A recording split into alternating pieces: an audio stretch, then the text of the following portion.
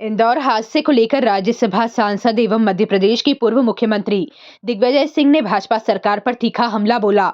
सीहोर जिले के इच्छावर क्षेत्र के ग्राम खेरी में मीडिया से चर्चा में उन्होंने कहा कि इंदौर में लोग मर रहे हैं और पार्षद झूला झूल रहा है, इससे ज्यादा शर्मनाक कुछ नहीं। उन्होंने प्रधानमंत्री की चुप्पी पर सवाल उठाते हुए कहा कि इतनी बड़ी घटना के बावजूद एक ट्वीट तक नहीं आया।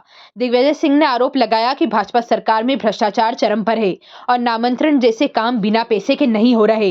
पंचायत कांग्रेस कमेटी गठन कार्यक्रम में उन्होंने कहा कि कांग्रेस अब पंचायत स्तर से अपनी लड़ाई लड़ेगी और संगठन को जमीनी स्तर पर मजबूत किया जाएगा। उन्होंने किसान संकट, युवाओं की बेरोजगारी का मुद्दा उठाते हुए भाजपा पर अमीरों की राजनीति करने का आरोप लगाया। साथ ही प्रदेश कांग्रेस अध्यक्ष जीतू पटवारी की सराहना करते हुए कहा कि वे जनता की लड़ाई मजबूती से लड़ रहे हैं। बात यह है, वो शहर जिसको कि पूरे देश में सबसे साफ शहर चुना जाता रहा है लगातार वर्षों तक, वहां दूषित जल पीने से 15 लोगों की मृत्यु हो गई है और करीब 150-200 लोग अभी भी अस्पताल में भर्ती हैं।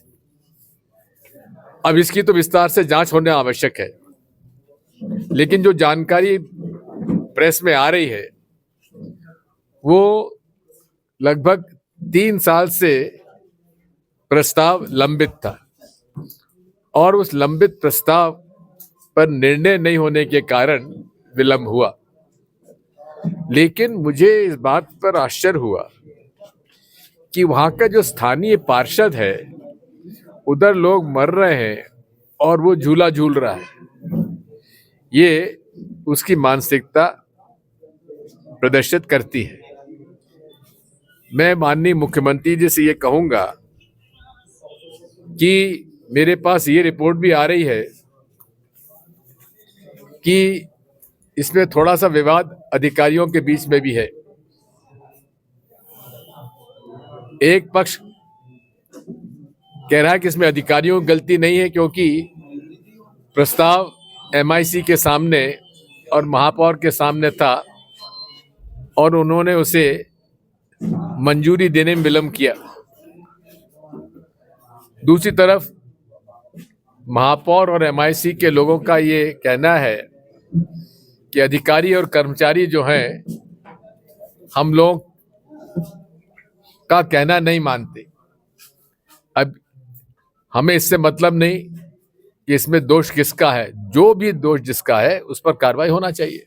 भाई साहब, जो कि मनरेगा योजना का नाम भी बदला जा रहा था। देखिए, नाम बदलना तो बहुत ही गलत है क्योंकि नरेंद्र मोदी जी देश में विदेशों में जब भी जाते हैं, महात्मा गांधी की मूर्तियों पर माला अर्पण करते हैं, उनके चरणों में फूल गिराते हैं। इसे बदलने का कारण क्या है, मैं नहीं समझ पाया आज तक। भाई साहब, एक दूसरा सबसे बड़ी बात है कि इसमें नाम बदलने के साथ साथ इन्होंने जो एक गारंटी थी रोजगार की, वो समाप्त कर दी। पहले ये सारा निर्माण जो है, ग्राम सभा में 15 मजदूर पहुंच जाएं और वो कहें हमारा काम शुरू करो, तो ये गारंटी थी सरकार की तरफ से कि वहां 15 दिन में काम शुरू हो जाएगा और अगर नहीं होता है तो उसके बाद घर बैठे मुआवजा दिया जाएगा, जितनी मजदूरी होती उसका 50%। अब क्या हो गया है कानून में परिवर्तन कि अब केंद्र सरकार तय करेगी कि कौन सा काम कहां खुलना है। एक तीसरा,